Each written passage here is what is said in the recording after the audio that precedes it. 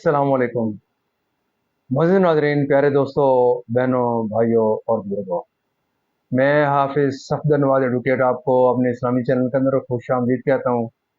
और हर रोज़ की तरह आज भी हम इंशाअल्लाह पारा नंबर 16 सूरत मरियम आयत नंबर 1 ता 15 तक की तिलावत, तर्जमा और तफसीर पढ़ने का शर्फ हासिल करेंगे। तिलावत शुरू करने से पहले हम दरूद शरीफ पढ़ते हैं, आप भी मेरे साथ पढ़ें।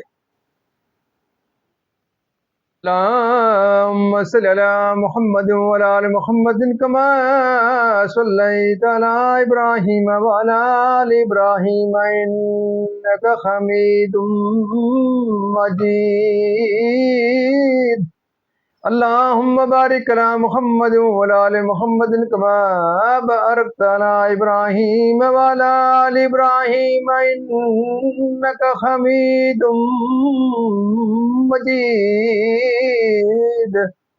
अम्मा बाद फ़ाऊज़ु बिल्लाहि मिनश शैतानिर रजीम। बिस्मिल्लाहिर रहमानिर रहीम।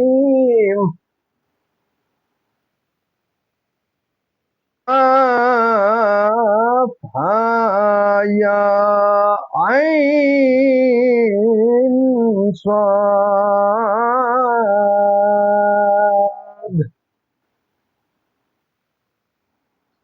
ज़िक्रु रहमति रब्बिका अब्दहू ज़करिया इज़ नादा रब्बहू निदाअन खफ़िय्या।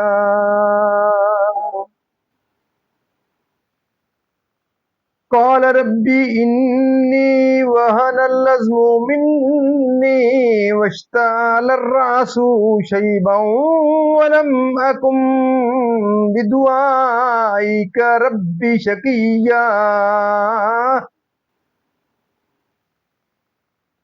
वइन्नी खिफ्तुल मवालिय मिन वराई वकानत इम्राती आकिरन फहबली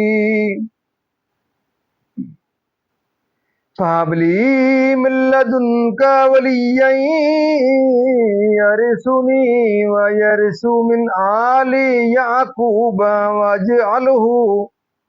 वजअलहू रब्बी रदिय्या।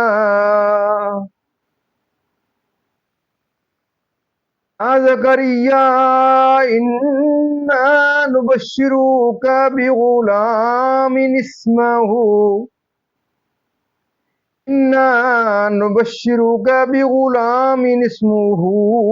यहया लम नजअल लहू मिन क़ब्लु समिय्या।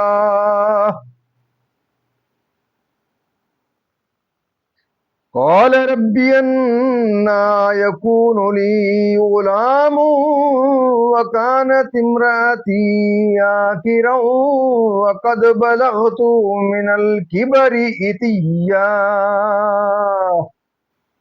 क़ाल कज़ालिक क़ाल रब्बुका हुवा अलय्या हय्यिनुन व क़द ख़लक़तुका मिन क़ब्लु व लम तकु शय्या।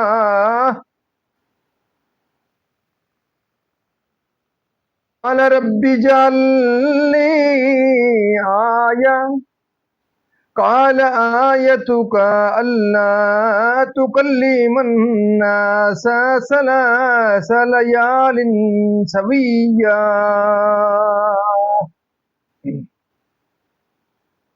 फ़ख़रज अला क़ौमिही मिनल मिहराबि फ़अौहा इलैहिम अन सब्बिहू बुक्रतन व अशिय्या या यहया खुज़िल किताब बिक़ुव्वह व आतैनाहुल हुक्म सबिय्यन व हनानम मिन लदुन्ना व ज़कातन व काना तक़िय्यन व बर्रन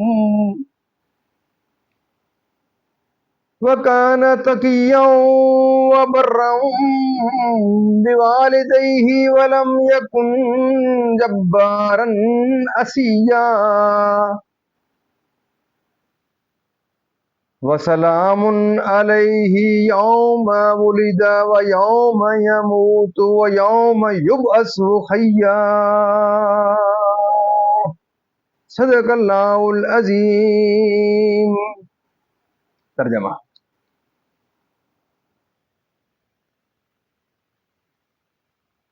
सूरह मरियम मक्की है, अल्लाह के नाम से शुरू जो बहुत मेहरबान नहायत रहम वाला है। इसमें 98 आयतें और 6 रकू है। ये मज़कूर है तेरे रब की उस रहमत का जो उसने अपने बंदा ज़करिया पर की।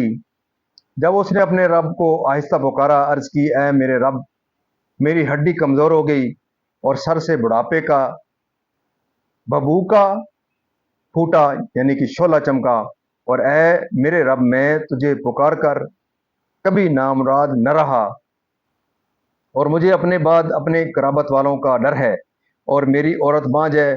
तू मुझे अपने पास से कोई ऐसा दे डाल जो मेरा काम उठाए, वो मेरा जानशीन हो और औलाद याकूब का वारिस हो। और ए मेरे रब, उसे पसंदीदा कर। ए ज़करिया, हम तुझे खुशी सुनाते हैं एक लड़के की जिनका नाम याही है। उसके पहले हमने उस नाम का कोई ना किया। अर्ज की, ए मेरे रब, मेरे लड़का कहाँ से होगा? मेरी औरत तो बांझ है और मैं बुढ़ापे से सूख जाने की हालत को पहुंच गया। फरमाया, ऐसा ही है। तेरे रब ने फरमाया, वो मुझे आसान है और मैंने तो उससे पहले तुझे उस वक्त बनाया जब तू कुछ भी न था। अर्ज की, ए मेरे रब, मुझे कोई निशानी दे दे। फरमाया, तेरी निशानी ये है कि तू 3 रात दिन लोगों से कलाम ना करे, चंगा भला होकर तो अपनी कौम पर मस्जिद से बाहर आया। तो उन्हें इशारे से कहा कि सुबह शाम तस्बीह करते रहो। या किताब मजबूत थाम और हमने उसे बचपन ही में नबूवत दी और अपनी तरफ से मेहरबानी और सुथराई और कमाल डर वाला था और अपने माँ बाप से अच्छा सलूक करने वाला था। ज़बरदस्त व नाफरमान न था। और सलामती है उस पर जिस दिन पैदा हुआ और जिस दिन मरेगा और जिस दिन जिंदा उठाया जाएगा। मोअज़्ज़िज़ नाज़रीन, यहाँ तक इसका तर्जुमा इख्तिताम पज़ीर हुआ। अब इसकी तफसील तसलसल से। सूरह मरियम मक्किया है। सूरह मरियम मक्किया है। इसमें 6 रकू 98 आयतें 780 कलमे हैं, क्योंकि इख्फारिया से दूर और इखलास से मामूर होता है।